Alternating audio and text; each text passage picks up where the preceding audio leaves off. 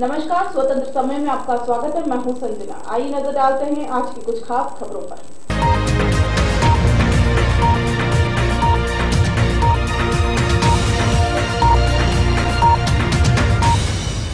कल पश्चिमी नहर में एक लावारिस शव की पहचान होने के बाद आज उनके परिजनों ने जसधरी की अर्जुन नगर चौकी में भारी संख्या में पहुंचकर हंगामा किया। उनका आरोप था कि मृतक को उसके ही ससुराल वालों ने मरवाया है। काफी मशक्कत के बाद पुलिस के आश्वासन के बाद माहौल शांत हुआ। कल पश्चिमी नहर में एक लावारिस शव की पहचान होने के बाद आज उसके परिजनों ने जगाधरी की अर्जुन नगर चौकी पर भारी संख्या में पहुंचकर हंगामा किया। उनका आरोप था कि मृतक को उसके ही ससुराल वालों ने मरवाया है। काफी मशक्कत के बाद पुलिस के आश्वासन के बाद माहौल शांत हुआ। यमुनानगर की पश्चिमी नहर में लावारिस शव की आज पहचान हो गई। विशाल नाम का युवक जो कि जगाधरी के अर्जुन नगर का रहने वाला था। पहचान होने के बाद विशाल के परिजनों ने चौकी में काफी हंगामा कर दिया। उनका सीधे तौर पर मृतक के ससुराल वालों पर आरोप था। उनका कहना था कि विशाल की लव मैरिज कुछ समय पहले ही हुई थी और पिछले कुछ समय से उसके ससुराल वाले और उसकी बीवी तंग कर रही थी, जिससे घर का माहौल खराब रहता था। परिजनों की माने तो उसकी हत्या उसकी बीवी और उनके घर वालों ने करवाई है। उनकी मांग थी कि हत्या का मामला दर्ज कर उन्हें गिरफ्तार किया जाए। काफी हंगामे के बाद पुलिस द्वारा आश्वासन दिए जाने के बाद माहौल शांत हुआ। जी बहुत ज्यादा ससुराल बहुत डरा रहे थे इसको, रोज धमकियां दिया मुझे घर होते बदमाशों को ले लेके चौकियों में दरकार दे रखी थी, कुछ नहीं बढ़ रहा था। चौकी वाले भी कोई साथ नहीं दे रहे थे। नहीं तो किस बात को लेके? वो आधा प्लाट मांग रही थी मेरे पास थे, उसकी सास दोनों वहाँ दिया, एक बदमाश और था उसके साथ। आधा प्लाट मांग रहे थे मेरे से। कैसे शादी हुई थी इनकी?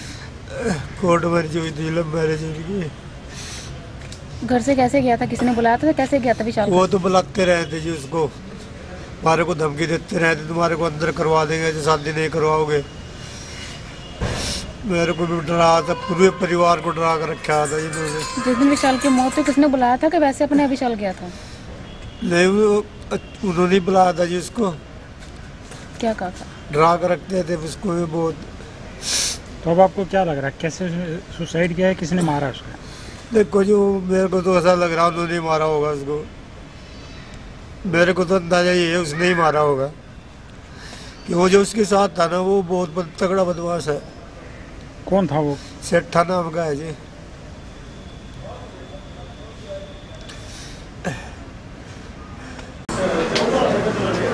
सर क्या था मामला जो कुछ लोगों ने चौके घाव दिया था कुछ मारे वाले? कल शाम को सिटी यमुनानगर पुलिस को नहर से एक विशाल नाम के लड़के की डेड बॉडी मिली थी। अखबारों में उसकी फोटो देख के उसके परिजन यहाँ आए थे, जिनको बताया गया कि आपकी कार्रवाई वहाँ होगी, अपनी कार्रवाई वहाँ होना भी जो कार्रवाई कर रहे हैं जो बयान होते उन्हें कुछ पड़ोसी काफ़ी 40-50 की मात्रा में यहाँ आगे इकट्ठे होगा। उनको भी समझा दिया, जो नारेबाजी कर रहे थे उनको समझा दिया भी आपकी कार्रवाई होना लगी, उचित कार्रवाई और आप भी वो। यमुनानगर से राजकुमार सैनी की रिपोर्ट। कुरुक्षेत्र में सांसद दीपेंद्र हुड्डा ने साधा मुख्यमंत्री पर निशाना। कहा, मुख्यमंत्री प्रदेश के हितैषी तो नहीं। प्रधानमंत्री के हरियाणा आगमन पर चावल निर्यात का मामला भी उन्होंने नहीं उठाया। 2 साल में हरियाणा से बंद है चावल का निर्यात। कहा, भाजपा चुनाव से डर रही है, इसलिए नहीं करवा रही पंचायत चुनाव। कुरुक्षेत्र में सांसद दीपेंद्र हुड्डा ने साधा मुख्यमंत्री पर निशाना। कहा, मुख्यमंत्री प्रदेश के हितैषी तो नहीं। प्रधानमंत्री के हरियाणा आगमन पर चावल निर्यात का मामला 2 साल पहले से हरियाणा से बंद है चावल का निर्यात। कहा, भाजपा चुनाव से डरी हुई है, इसलिए नहीं करवा रही पंचायत चुनाव। कहा, पंचायत चुनाव शैक्षणिक योग्यता से पहले विधानसभा और सांसद में जरूरी। कुरुक्षेत्र पहुंचे सांसद दीपेंद्र हुड्डा ने पत्रकारों से बातचीत करते हुए उन्होंने कहा कि मुख्यमंत्री अपने आप को किसानों और व्यापारियों का हितैषी बताते हैं, तो अगर प्रदेश के हितैषी तो प्रधानमंत्री के हरियाणा आगमन पर क्यों नहीं चावल निर्यात का मामला उठाया। पिछले 2 साल से हरियाणा में चावल का निर्यात बंद है। साथ ही उन्होंने ये भी कहा कि भाजपा चुनाव से डरी हुई है, इसलिए पंचायत चुनाव नहीं करवा रही है। और उन्होंने कहा कि पंचायत में चुनाव शैक्षणिक योग्यता से पहले विधानसभा और सांसद में शैक्षणिक जरूरी है। सांसद दीपेंद्र सिंह हुड्डा ने कहा कि किसान की अर्थव्यवस्था मजबूत होगी तभी प्रदेश मजबूत होगा। भाजपा के अल्प शासनकाल में किसान विरोधी नीतियों के कारण अन्नदाता बर्बादी की तरफ जा रहा है। इसकी मुख्य रूप से भाजपा जिम्मेदार है। उन्होंने ऐलान किया कि अगर किसान को धान का सही मूल्य नहीं मिला तो कांग्रेस पार्टी किसानों के साथ उनका पुरजोर विरोध करेगी। किसान, मजदूर, व्यापारी और कर्मचारी को अच्छे दिन लाने का वादा कर भाजपा ने झूठ बोलने का रिकॉर्ड कायम किया है। वे पूर्व वित्त मंत्री हरमोहिंदर सिंह चड्डा के निवास पर आयोजित एक जनसभा में शामिल होने आए थे। उन्होंने कहा कि जब से देश व प्रदेश में भाजपा की सरकार आई है, हर वर्ग में नुकसान झेलना पड़ा है। जितेंद्र हुड्डा ने कहा कि सरकार पंचायत चुनाव को टाल रही है। चुनाव समय पर करवाना सरकार की संवैधानिक जिम्मेदारी है। 4 महीने से पंचायत चुनाव न कराने से सरकार की किरकिरी हो रही है। आर्टिकल 14 का वायलेशन है संविधान की, जिसमें बराबरी का अधिकार सबको मिला हुआ है। तो इस बात की वजह से हम सहमत नहीं है। सरकार को सभी दलों को बुला के इस पे विचार विमर्श करके और पूरा समय देके कोई ना कोई रास्ता निकालना चाहिए। कुरुक्षेत्र के सांसद राजकुमार सैनी ने हरियाणा पुलिस पर अविश्वास जताया है। उनका कहना है गुजरात की तरह पुलिस यहाँ भी तोड़फोड़ कर सकती है क्योंकि एक वर्ग के लोग ज़्यादा इस पुलिस में है। मैं समझता हूँ कि हर बात पे हम टिप्पणी करें कोई ज़रूरत नहीं है और मैं उनकी किसी बयान पर टिप्पणी करने की समझता हूँ जरूरत है। और आज मैं अपनी तरफ से बहुत जो हमने यहाँ पे जिस तरीके का जिस जोश में पेवा हल्के से एक गांव से आए हुए कार्यकर्ताओं ने मनदीप चट्टा जी का जो आज, क्योंकि हम जन्मदिन भी है, इनको पहले तो जन्मदिन की मुबारक देते हैं, मगर जिस तरीके से मैंने जोश देखा, मैं समझता हूँ 1 साल के बाद इस बात में कोई संदेह नहीं है कि पेवा हल्का मन बना चुका है पूरी तरीके से कि आने वाले समय में जो एक झूठ की हवा भारतीय जनता पार्टी ने चलाई थी, विपक्ष ने चलाई थी, उसके सहारे उसकी वजह से जो ये नतीजा रहा, आने वाले समय में उतनी उससे ज़्यादा मजबूती से मनदीप चट्टा जी के साथ ये हल्का खड़ा है। आप खुद देख सकते हो इस तरह का जोश इस समय में, इतनी गर्मी में, विपक्ष में ऐसा जोश और इतनी बड़ी जो हाजिरी के अंदर लोगों ने जो जनभावना यहाँ पे प्रकट की है। मैं बहुत उस बात भाई मनदीप जथा बहुत उस बात के लिए भाई मनदीप को भी बहुत शुभकामनाएं। और लोगों की ये भावना है कि हम इनकी लड़ाई लड़ें, चाहे वो अपना किसान की बात हो, गरीब आदमी की बात हो, कि किसान के लिए जो अब जीरी का आवक शुरू हुआ है थोड़ा 1509 मंडियों में और वो 1200 और 1400 में ली जा रही है। तो क्या ये इस साल भी, पिछले साल जब मोदी सरकार बनी थी पहले साल भी जीरी पिटी, इस साल भी अगर इस तरह से अगर होगा तो उस चीज़ को मैं समझता हूँ कांग्रेस पार्टी में उस चीज़ का पूरी तरह से पुरजोर हम उस चीज़ के खिलाफ आंदोलन करेंगे। और आज हम इस कहते सभा के माध्यम से हज़ारों की तादाद में जो हम यहाँ पे कार्यकर्ता पूरे पेवा से बाकी के क्षेत्र से आए हैं, उनके बीच में हम ये फैसला करने जा रहे हैं कि किस तरीके से किसान की हम लड़ाई लड़ें। कुरुक्षेत्र से विनोद खुंगर की रिपोर्ट। शिक्षक दिवस के अवसर पर आशीष डबरे एवं साथियों ने बैंकुंठपुर के मानस भवन में शिक्षकों को सम्मानित किया, जिसमें मुख्य अतिथि के रूप में पूर्व केंद्रीय कृषि एवं खाद्य प्रसंस्करण मंत्री डॉक्टर चरणदास महंत शामिल हुए। शिक्षक दिवस के अवसर पर आशीष डबरे एवं साथियों ने बैंकुंठपुर के मानस भवन में एक भव्य कार्यक्रम आयोजित कर शिक्षकों को सम्मानित किया, जिसमें मुख्य अतिथि के रूप में पूर्व केंद्रीय कृषि एवं खाद्य प्रसंस्करण मंत्री डॉक्टर चरणदास महंत शामिल हुए। कार्यक्रम का शुभारंभ अतिथियों ने मां सरस्वती एवं सर्वपल्ली डॉक्टर राधा कृष्णन के छायाचित्र पर माल्यार्पण कर एवं दीप प्रज्वलित कर किया। इसके बाद वक्ताओं ने समाज को बनाने में शिक्षकों की भूमिका पर विस्तार से प्रकाश डाला। शिक्षक दिवस के अवसर पर बैंकुंठपुर से पहले भी अलग अलग स्थानों पर शिक्षक सम्मान समारोह आयोजित होते रहे हैं, लेकिन इस बार आशीष डबरे एवं साथियों ने इस बड़े स्तर पर कराने का विचार किया। उसके बाद यह कार्यक्रम आयोजित हुआ। उद्बोधन के बाद मुख्य अतिथि एवं केंद्रीय मंत्री डॉक्टर चरणदास महंत ने उपहार एवं प्रशस्ति पत्र देकर क्षेत्र के शिक्षकों को सम्मानित किया। कार्यक्रम के बीच में संगीत का कार्यक्रम भी रखा गया था, जिसे दर्शकों ने मंत्रमुग्ध होकर सुना। समारोह के मुख्य अतिथि पूर्व केंद्रीय मंत्री डॉक्टर चरणदास महंत के साथ कांग्रेस की जिला अध्यक्ष श्रीमती प्रभा पटेल, पूर्व जिला अध्यक्ष नजीर अजहर, मनेन्द्र चंद्रगढ़, नगर पालिका अध्यक्ष राजकुमार कारवानी, कृष्ण मुरारी तिवारी सहित जिला कांग्रेस कमेटी के सभी पदाधिकारी मौजूद रहे। आशीष डबरे और उनके साथियों ने किया था, मुझे बहुत प्रसन्नता हुई। हम सबका एक सामाजिक दायित्व बनता है कि जो हमारे बच्चों को इस राष्ट्र के लिए तैयार कर रहे हैं उनको समय पर या उनके जिस दिन शिक्षक दिवस बनता है उस दिन उनको सम्मानित करें, उनके प्रति आदर भाव व्यक्त करें। ये एक आवश्यक सामाजिक कार्य है। उस कार्य में हम सब लोग अपनी हिस्सेदारी निभाने आए थे।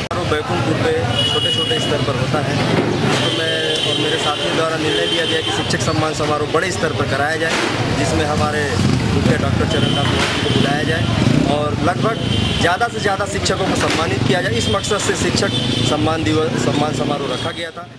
राज्य परिवहन हरियाणा ने रोडवेज के सभी जीएम को पत्र जारी कर यह निर्देश दिए कि जो सहूलियतें सरकारी बसों में यात्रियों को दी जा रही है उन्हें सख्ती से निजी बसों में लागू करवाया जाए, क्योंकि निजी बसों में यह सुविधाएं आदेशों के बाद भी नहीं दी जा रही है। राज्य परिवहन हरियाणा ने रोडवेज के सभी जीएम को पत्र जारी कर यह निर्देश दिए हैं कि जो सहूलियत सरकारी बसों में यात्रियों को दी जा रही है उन्हें सख्ती से निजी बसों में लागू कराया जाए, क्योंकि निजी बसों में यह सुविधा आदेशों के बाद भी नहीं दी जा रही है। आदेशों में 60 व 65 वर्ष के सभी बुजुर्ग, स्वतंत्रता सेनानियों, सशस्त्र बलों, मान्यता प्राप्त पत्रकार व छात्र छात्रा इत्यादि को मुफ्त सफर कराने के निर्देश हैं। 2013 में राज्य परिवहन ने आदेश पारित किए थे कि जो सुविधाएं सरकारी बसों में 60 वर्ष से अधिक उम्र की महिलाएं, 65 वर्ष से अधिक उम्र के पुरुष, राज्य स्तरीय खेल प्रतियोगिताओं के खिलाड़ी, स्वतंत्रता सेनानी की विधवा, सशस्त्र बल, मान्यता प्राप्त पत्रकार, एनसीसी कैंडिडेट्स इत्यादि को दी जाती है, वे सारी मुफ्त सफर जैसी सुविधाएं प्राइवेट बसों में भी दी जाए। लेकिन निजी बस संचालक इन आदेशों को नहीं मान रहे हैं। अब तक एक बार भी इन आदेशों के पालन को लेकर राज्य परिवहन हरियाणा ने सभी रोडवेज महाप्रबंधनों को चिट्ठी लिखकर आदेश दिए हैं कि इन आदेशों का पालन नहीं हो रहा है, जल्द ही इन आदेशों की पालन कार्यवाही की जाए। वह बस स्टैंडों, बस के बोर्ड व पंपलेट बंटवा कर इनकी जानकारी यात्रियों को, बस संचालकों को दी जाए ताकि इन नियमों का पालन हो सके। यदि इन नियमों का पालन नहीं होता है तो यात्री शिकायत दे सकते हैं, ताकि इन नियमों की अवहेलना करने वालों के खिलाफ एक्शन लिया जा सके।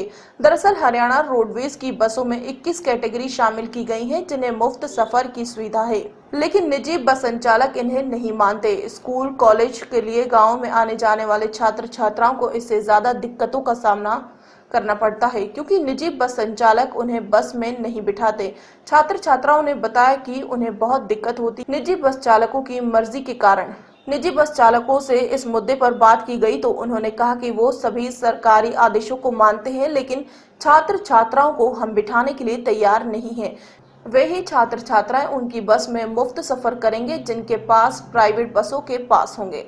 उन्होंने बताया कि बस पास के पैसे रोडवेज लेती है तो वो छात्र छात्राओं को मुफ्त सफर क्यों करवाएं। भले ही निजी बस संचालक उनकी मर्जी पर अड़े हों, लेकिन निजी बसों को दिए गए परमिट में यह आदेश भी सीधे सीधे लिखे होते हैं कि जो सरकारी बसों में जो सुविधाएं यात्रियों को दी जाएंगी वो सुविधाएं निजी बस संचालक भी विशेष कैटेगरी को देंगे, लेकिन ऐसा नहीं हो पा रहा है। इससे पहले यह आदेश 1993 में पारित किए गए और फिर इनमें से कुछ बदलाव के बाद 2013 में लागू किया गया, लेकिन आदेशों को आज भी नहीं मनवाया जा सका है। इस पत्र कद को मिलने के बाद रोडवेज विभाग में हड़कंप तो है और इसे सख्ती से लागू करवाने की तैयारियां भी जोर शोर से शुरू कर दी गई है। अंबाला डिपो के वर्कशॉप मैनेजर ने बताया कि उन्हें पत्र मिल गया है, अब तैयारियां शुरू हो गई हैं। सब निजी बस संचालकों को आदेश मानने होंगे। अगर आदेश नहीं माने जाते तो यात्रियों को शिकायत का पूरा हक है, जिस पर एक्शन भी होगा। कॉलेज के स्टूडेंट हैं, हमें अगर प्राइवेट बस में सफर करते हैं तो बहुत प्रॉब्लम होती है। वो टिकट लेते हैं, हमारा पास नहीं चलाते। हाँ जी, पर वो फिर भी मानते ही नहीं इस रूल को। हमारे लिए तो बहुत ही है, एक ही बस है, गवर्नमेंट तो और प्राइवेट वाले बिठाते ही नहीं। ये आरोप बिल्कुल निर्धार है। जो सरकारी बसों में जो सुविधा स्टूडेंट को दी जाती है, सेम सुविधा जो है प्राइवेट बसों में भी सेम सुविधा दी जाती है। और अगर स्टूडेंट हमारे से पास बनवाना चाहे तो हम उसका पास बनाने के लिए तैयार हैं, उसको ले जाने के लिए तैयार हैं। हमारे को उसमें कोई दिक्कत नहीं है। शर्त ये कि पास आपसे हो। हाँ, शर्त ये है कि पास हमारे से बनवाएं। गवर्नमेंट को कह देगी नहीं, ऐसा नहीं, पास चलेगा। उसका ये नहीं है कि गवर्नमेंट पास बनाए, पैसे गवर्नमेंट ले, पास हम चलाएं। ये नहीं हो सकता ना। पास हमारे से बनवाए तो हम उसको ले जाने के लिए तैयार हैं। बाकी लोगों के लिए वरिष्ठ नागरिक है, उनके लिए हमारी सेम सुविधा है। स्वतंत्र सेनानी है, उनके लिए सेम सुविधा, जो गवर्नमेंट की सुविधा दे रखी है वो सेम सुविधा है हमारे पर लागू है। सेम सुविधा सबको सुविधाएं हम देने के लिए तैयार हैं और दे रहे हैं, हम ऑलरेडी दे रहे हैं, देते रहेंगे। महानिदेशक राज्य परिवहन चंडीगढ़ से आदेश प्राप्त हुए हैं कि जो प्राइवेट समिति की बसें हैं उनमें जो फ्री यात्रा जो यात्रियों को प्रदान की गई है वो परिवहन समिति की जो बसें हैं उनमें लागू नहीं हो रही है, वो देने से इनकार कर रहे हैं। तो इस बारे हमने जो आदेश प्राप्त हुए हैं उसके बारे में पम्पलेट छपवा के और जो भी हमारे अधीन बस अड्डे आते हैं उन सब पे पम्पलेट लगा रहे हैं, होल्डिंग बोर्ड्स भी लगवाएंगे ताकि यात्रियों को पता चले कि इन बसों में हमें मुक्त यात्रा अलाउड है। और अगर इस बारे कोई यात्री को वो मना करते हैं यात्रा प्रोवाइड करने से तो संबंधित जो जिले में प्रादेशिक परिवहन अधिकारी है उसको शिकायत दे सकते हैं। अगर वहाँ से भी समस्या का हल ना हो तो फिर वो महानिदेशक ऑफिस चंडीगढ़ या लोकल GM दफ्तर में शिकायत दे सकते हैं। ये यात्रा उनके लिए भी देनी अनिवार्य बनती है। अगर इसमें जैसे कि हमारे हरियाणा के सीनियर सिटीजन, उसमें पुरुष और महिलाएं, स्कूल गोइंग लड़कियां हैं, छात्र हैं या अन्य और भी कई कैटेगरी हैं, उन सबको ये अलाउड है और सबको ही फ्री यात्रा उनको भी देनी चाहिए परिवहन समितियों को। जैसे हमें आदेश प्राप्त हुए हैं हमने तुरंत तैयारी इसकी स्टार्ट कर दी है और अपने जो अड्डा इंचार्ज है, जो स्टाफ हमारे बस अड्डे पे है, वहाँ पर हमने लिस्ट में जो होल्डिंग्स लगा दिए हैं और सबको वैसे भी हम अनाउंसमेंट भी कर रहे हैं कि इसमें जो यात्री जो फ्री मुक्त यात्री जो है वो अलाउड है संबंधित कैटेगरी में। डीसीपी अर्बन सुरेंद्रपाल सिंह ने आज कैंट सदर थाने में सुनी लोगों की समस्याएं। डीसीपी ने बताया कि आज 5 लोगों ने उनके सामने समस्याएं रखी। आज अभी 5 कंप्लेंटें आई थी, उसी टाइम उनको 3 का सॉर्ट आउट हो गया, 2 अभी DSP की ड्यूटी लगा गए तो वो करवा रहे हैं। नहीं, अपने लेवल पे हमने शुरू किया है कि जो भी है थानों में जाएंगे, हम 2-3 घंटे पुलिस स्टेशन में लगाएंगे, हर पुलिस स्टेशन में बदल के और अपना उनकी प्रॉब्लम सुनेंगे और उसको सॉर्ट आउट करेंगे। या जब भी कोई इन्फॉर्मेशन आती है तुरंत हम कार्रवाई करते हैं। इन्वेस्टिगेशन के लिए हमने स्पेशल और भी अच्छे आदमी लगा दिए। मोस्टली हमने जो पुराने पुलिस वाले थे सारे बदल दिए, नए आदमी बढ़िया काम कर रहे हैं और उनसे अच्छी उम्मीद की ओर रखी जा रही है। खबरों में फिलहाल इतना ही, मुझे दीजिए इजाजत, नमस्कार।